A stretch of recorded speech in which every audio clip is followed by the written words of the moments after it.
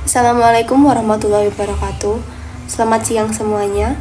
Sebelumnya saya ucapkan terima kasih kepada Bapak Denika Hendrianto, SEMSI yang telah memberikan waktu kepada kami untuk mempresentasikan bab hari ini dan teman-teman yang telah mendengarkan video pembelajaran dari kami. Kami dari kelompok 2 akan mempresentasikan mengenai penganggaran publik. Perkenalkan, nama saya Desi Ratna Mufida dengan NIM 202412005. Perkenalkan, nama saya Talita Raisyana Tania, NIM 202412006. Baik, sebelumnya perkenalkan, nama saya Herliana Indra Dewi, NIM 202412009. Baik, sebelumnya di sini saya akan menjelaskan mengenai apa sih anggaran itu. Anggaran dapat diinterpretasikan sebagai paket pernyataan menyangkut perkiraan penerimaan dan pengeluaran yang diharapkan akan terjadi dalam satu atau beberapa periode mendatang. National Committee on Governmental Accounting atau NCGA yang saat ini telah diubah menjadi Governmental Accounting Standard Board atau GASB mendefinisikan anggaran atau budget yaitu sebagai rencana operasi keuangan yang mencakup estimasi pengeluaran yang diusulkan dan sumber pendapatan yang diharapkan untuk membiayainya dalam periode waktu tertentu. Contoh jenis anggaran publik yang pertama yaitu anggaran negara dan daerah yang biasa disebut dengan APBN atau APBD, Budget of State, dan yang kedua yaitu rencana kegiatan dan anggaran perusahaan atau biasa disebut dengan RKEP, yaitu anggaran usaha setiap BUMN atau BUMD serta badan hukum publik atau gabungan public private. Proses penyusunan anggaran publik umumnya menyesuaikan dengan peraturan organisasi yang berlaku.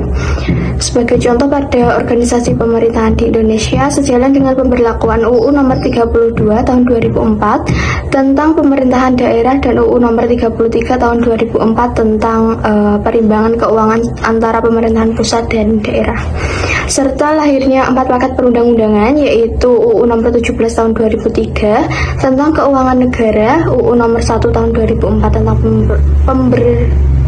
pembendaharaan negara, UU nomor 15 tahun 2004 tentang pemeriksaan pengelolaan dan tanggung jawab keuangan negara, serta UU nomor 25 tahun 2004 tentang sistem perencanaan pembangunan nasional. Telah terjadi perubahan mendasar dalam penyelenggaraan pemerintah dan pengaturan keuangan, khususnya perencanaan serta anggaran pemerintah dan organisasi sektor publik lainnya.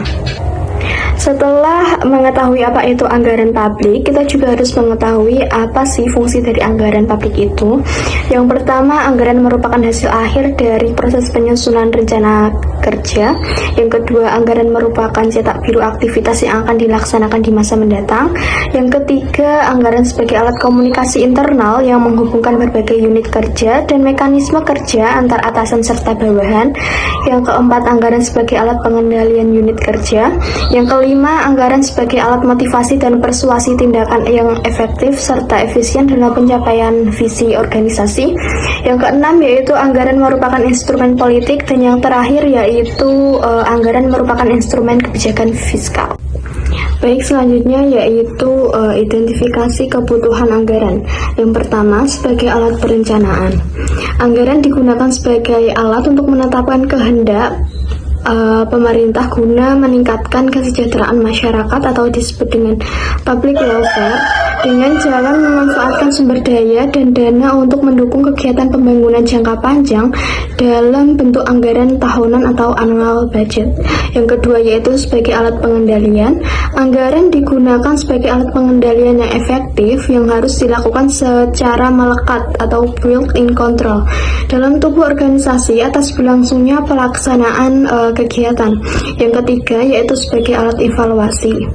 Kinerja setiap pelaksana kegiatan dapat diukur dan dievaluasi secara periodik maupun insidental, yaitu apakah sudah sesuai dengan rencana kegiatan anggaran, apakah tidak menyimpang dari peraturan perundang-undangan, dan apakah sudah dilaksanakan secara efisien dan efektif berdasarkan pembanding yang sejenis. Baik, selanjutnya yaitu apa sih pengaruh dan tujuan dari anggaran publik itu? Anggaran publik selalu dikaitkan dengan akuntabilitas eksekutif organisasi. Konflik yang terjadi dalam penentuan anggaran sangat berpengaruh terhadap kapabilitas eksekutif organisasi untuk mengendalikan pengeluaran.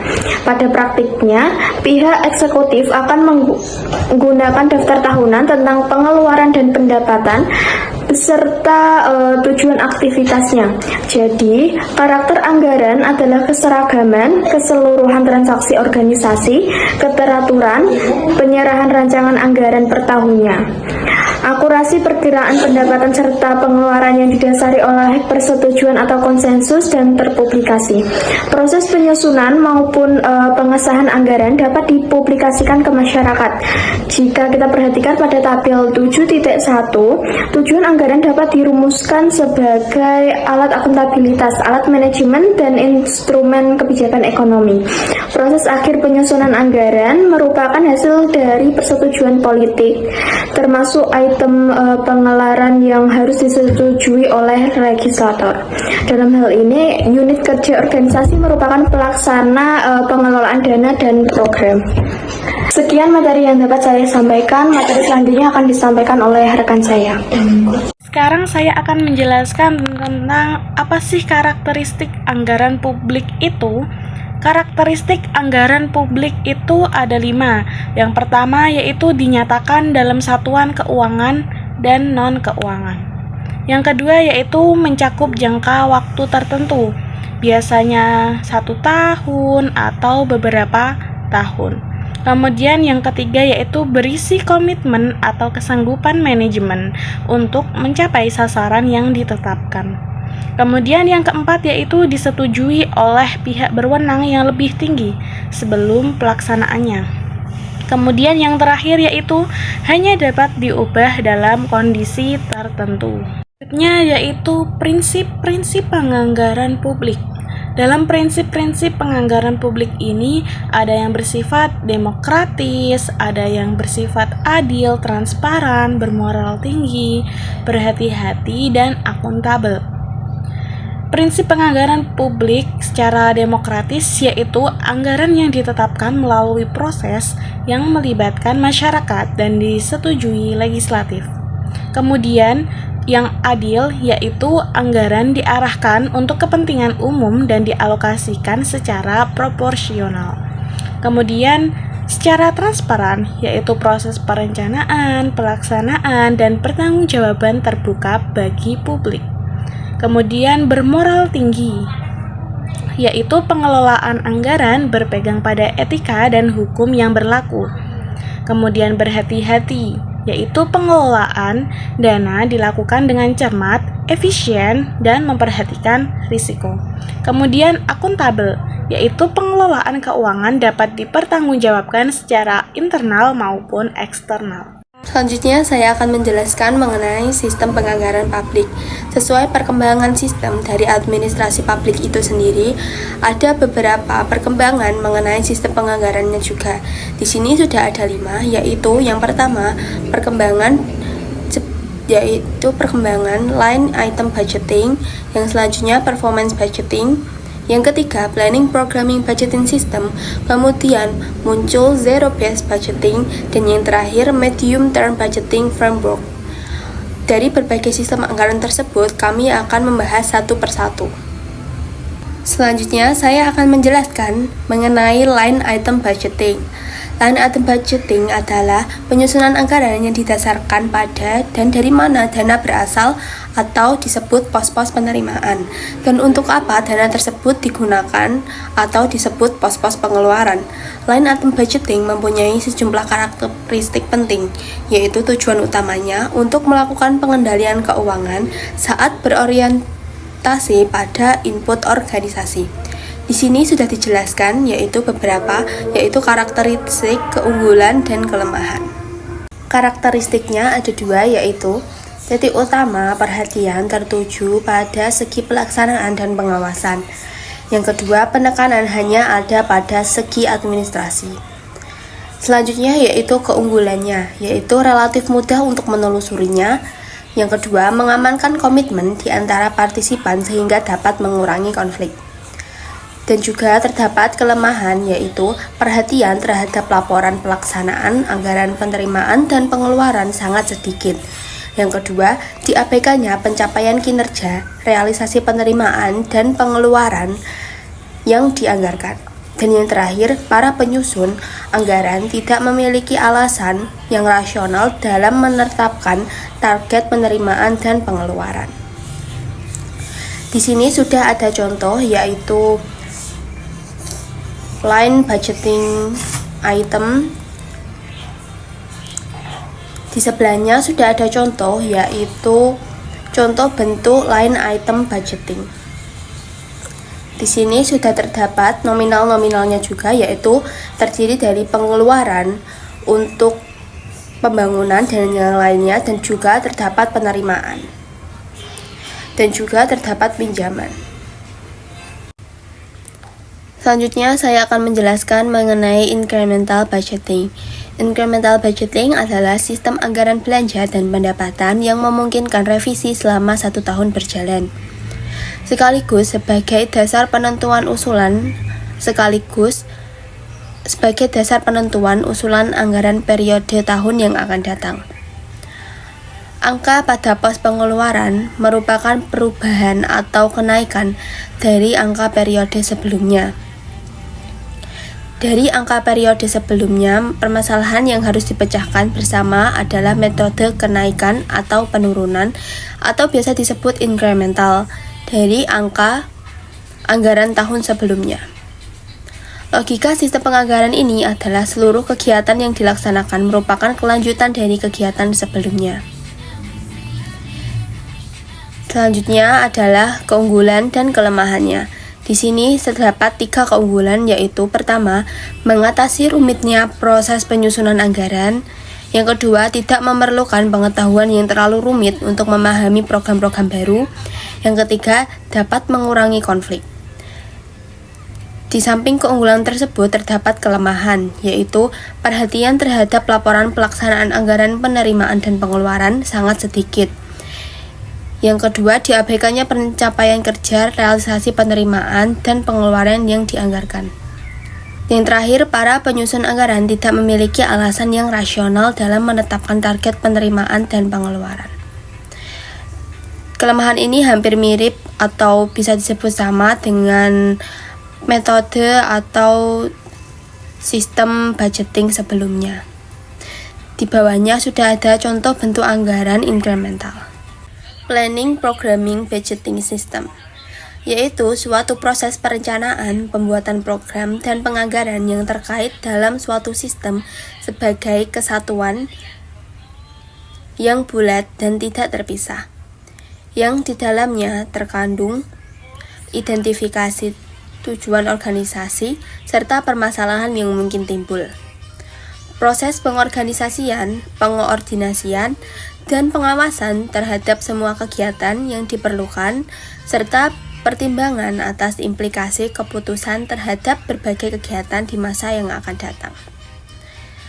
Untuk sistem ini mempunyai keunggulan dan kelemahan masing-masing, yaitu keunggulannya yang pertama, menggambarkan tujuan organisasi yang lebih nyata dan membentuk tim dalam membuat keputusan yang menyangkut usaha pencapaian tujuan. Yang kedua, menghindarkan adanya pertentangan dan overlapping program, serta mewujudkan sinkronisasi dan integrasi antar aparat organisasi dalam proses perencanaan. Dan yang terakhir, alokasi sumber daya yang lebih efisien dan efektif berdasarkan analisis biaya manfaat untuk mencapai tujuan. Selanjutnya yaitu kelemahannya, yaitu yang pertama merupakan proses kompleks dan memerlukan banyak perhitungan serta analisis. Yang kedua, memerlukan pengelola yang ahli dan memiliki kualitas yang tinggi. Dan yang terakhir, terlalu kompleks, baik secara teknis maupun secara praktis. Di PPBS mempunyai konsepsi pokok, yaitu sebagai berikut. Di sini sudah ada 7 konsepsi. Yang pertama, tujuannya. Tujuan yaitu menjadi pengarah menuju hasil yang akan diperoleh ataupun pelayanan dan jasa-jasa yang akan diberikan. Yang kedua, alternatif cara, yaitu menyajikan pilihan dari serangkaian cara ataupun tindakan. Yang ketiga, hasil guna, yaitu berkaitan dengan pengukuran atas tingkat keberhasilan tindakan dalam rangka pencapaian tujuan. Yang keempat, dimensi waktu, yaitu memperkirakan perspektif secara tahunan dalam mempertimbangkan akibat dari tuntutan yang diproyeksikan pada masa mendatang. Yang kelima, prioritas, yaitu berkaitan dengan penentuan tindakan yang diutamakan akan diambil kriteria pilihan tertentu. Dan yang keenam, pengendalian atau pengawasan. Pengendalian atau pengawasan ketatalaksanaan yang terintegrasi berkaitan dengan sistem pelaporan dan aliran balik informasi. Dan yang terakhir yaitu daya guna berkaitan dengan pengukuran atas tingkat hasil tindakan pencapaian tujuan jika tujuan dan tindakan itu dapat dinyatakan serta dinilai kuantitatif. Perkenalkan, saya Alvina Damayanti. Pada sesi kali ini saya akan menjelaskan tentang jenis-jenis anggaran yang keempat hingga keenam. Yang pertama yang keempat ada zero based budgeting, merupakan sistem anggaran yang didasarkan pada perkiraan kegiatan bukan apa yang telah dilakukan di masa lalu. Singkatnya, merupakan metode anggaran dari nol. Pemerintah akan mengevaluasi semua program yang telah berjalan pada tahap pertama, yaitu identifikasi unit keputusan. Selanjutnya, pada membangun paket keputusan, pemerintah menganalisis terkait program tersebut apakah bisa lebih efisien atau masih diperlukan atau tidak. Selanjutnya yaitu mereview peringkat paket keputusan pemerintah, akan mengurutkan program dari yang terpenting yang selanjutnya akan diikuti dengan pengalokasian dana berdasarkan prioritas pemerintah sesuai dengan visi dan misi pemerintah. Terdapat dua jenis paket keputusan, yaitu keputusan mutually eksklusif, yaitu hanya dapat memilih salah satu dari beberapa alternatif fungsi manajemen. Contoh, jika pemerintah dihadapkan dengan dua pilihan, yaitu untuk membangun sekolah atau rumah sakit, maka pemerintah harus memilih salah satu di antara dua pilihan tersebut karena adanya keterbatasan dana. Jika paket keputusan inkremental, yaitu menganalisis kebutuhan dari beberapa alternatif secara rinci. Contohnya, saat memilih program bebas DBD, dibutuhkan obat nyamuk, fogging, dan juga pembersih lingkungan secara bersamaan. Selanjutnya yaitu performance budgeting, yaitu sistem pada penganggaran, pada output organisasi dan berkaitan sangat erat dengan fisik, misi, dan rencana strategis organisasi. Pemerintah akan menilai dari seberapa besar tingkat keberhasilan suatu programnya. Tujuan dari penetapan output manajemen yang dikaitkan dengan biaya adalah untuk mengukur tingkat efisiensi dan efektivitas. Contoh, jika program bantuan siswa miskin pada tahun 2023 dengan target 1.000 siswa dapat realisasi sebesar 95%, atau sebanyak 950 siswa, maka tahun 2024 dana ditambah sebanyak 20% dan terdapat keunggulan dan kelemahan juga pada performance budgeting. Keunggulannya yaitu menciptakan transparansi dan bukti hasil yang konkret serta dapat tracking progress. Dan kelemahannya yaitu pengukuran yang rumit, biaya yang tinggi, dan kapasitas kelembagaan yang tidak merata.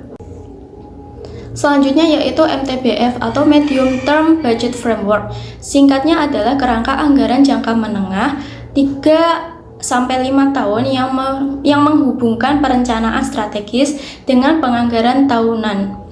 Berikut tujuan dan sasaran dari MTBF.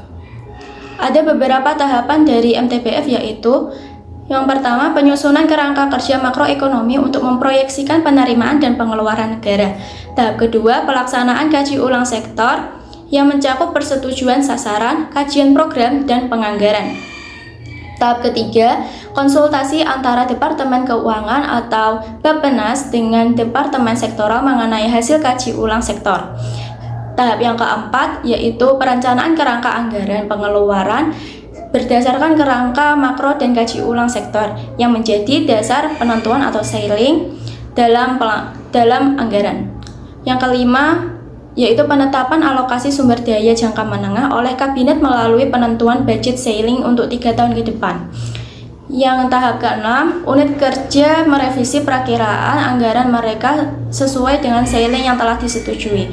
Yang ketujuh, revisi perakiraan anggaran departemen disetujui oleh Departemen Keuangan, dipresentasikan ke kabinet, dan akhirnya memerlukan persetujuan DPR. Terdapat keunggulan dan kelemahan dari MTBF. Keunggulannya, MTBF memungkinkan penggunaan sumber daya yang seimbang dan terencana bagi setiap sektor sehingga membuka lebih banyak peluang untuk dimanfaatkan oleh instansi terkait. Kelemahannya yaitu keberhasilan MTBF sangat bergantung pada kondisi negara dan dapat melemah jika diterapkan dalam situasi kebijakan fiskal yang tidak stabil atau sosial politik yang tidak mendukung. Sekarang kita akan membahas tentang perkiraan multi-year rolling budget dalam MTBF. Adalah sebuah metode perencanaan anggaran yang tidak hanya dibuat untuk 1 tahun, tetapi untuk beberapa tahun ke depan, semisal 3-5 tahun, dan secara rutin diperbarui setiap tahun. Contoh, setiap tahun pemerintah menyusun anggaran untuk 3 tahun ke depan. Ketika tahun berjalan selesai, tahun tersebut dihilangkan dari perencanaan dan ditambahkan 1 tahun baru di ujung perencanaan. Proses ini diulang setiap tahun sehingga selalu ada peta anggaran untuk jangka menengah.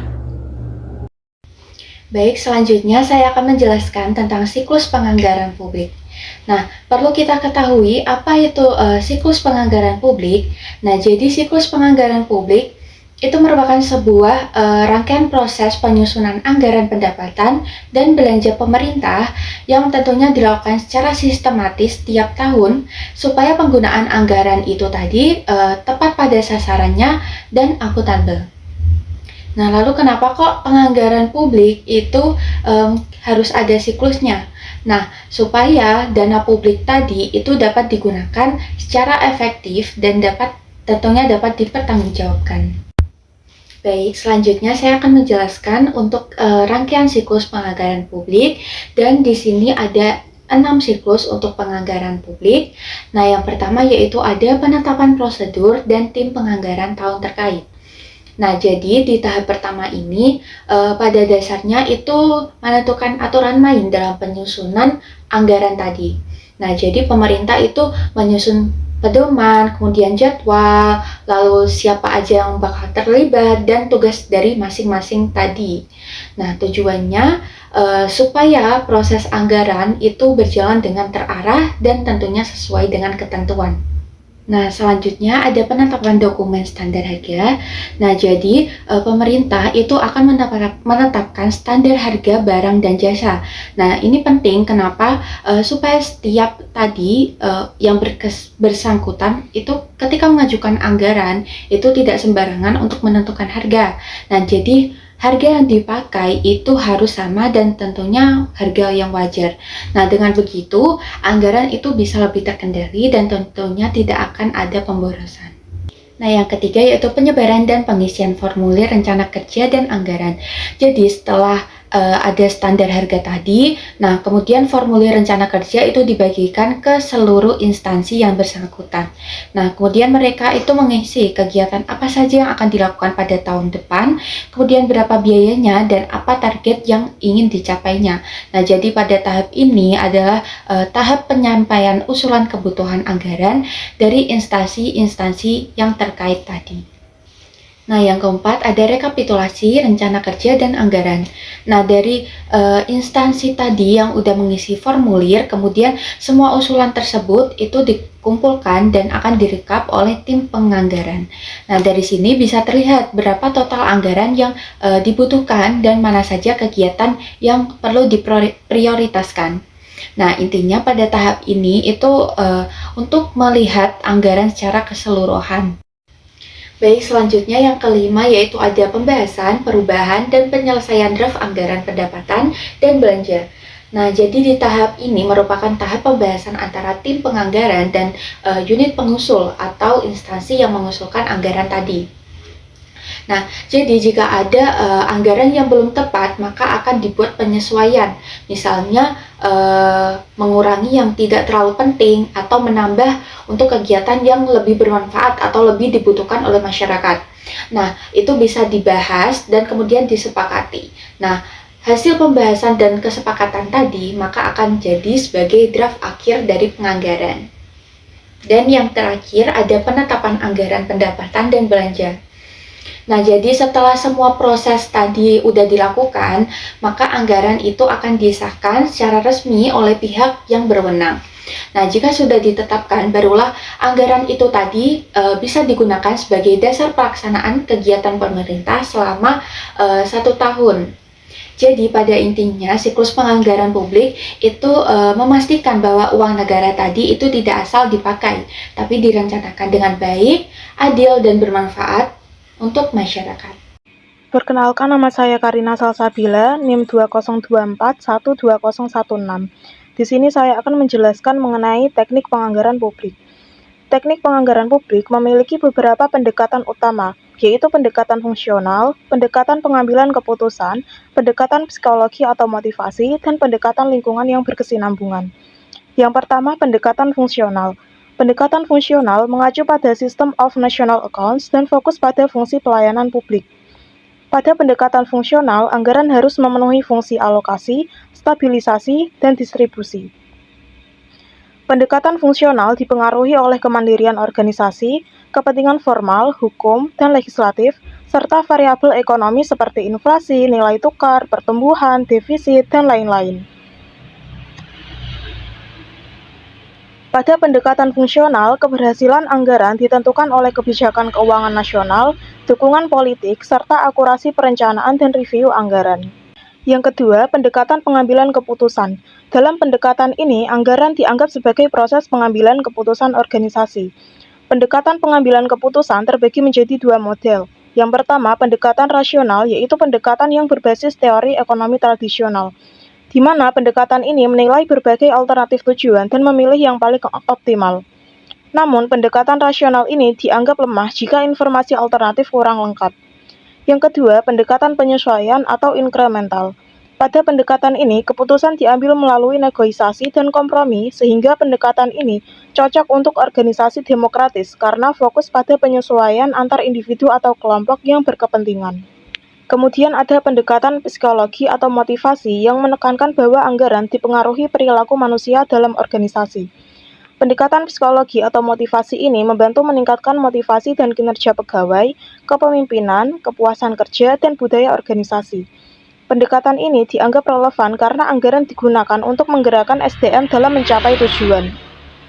Yang terakhir ada pendekatan lingkungan yang berkesinambungan, yaitu pendekatan yang mempertimbangkan dampak lingkungan dalam penyusunan anggaran. Dalam pendekatan ini, Walhi menyebutkan ada 4 jenis biaya akibat pencemaran. Yang pertama, damage cost, yaitu biaya dampak langsung seperti penyakit dan kerusakan ekosistem. Yang kedua, avoidance cost, yaitu biaya untuk menghindari pencemaran. Yang ketiga, abatement cost, yaitu biaya mengurangi atau menangani polusi. Dan yang keempat, transaction cost, yaitu biaya riset, perencanaan, dan monitoring. Sementara itu, menurut White and Savage, pengelompokan biaya lingkungan dibagi menjadi 3, yaitu yang pertama, conventional company cost, yaitu biaya internal yang mempengaruhi neraca.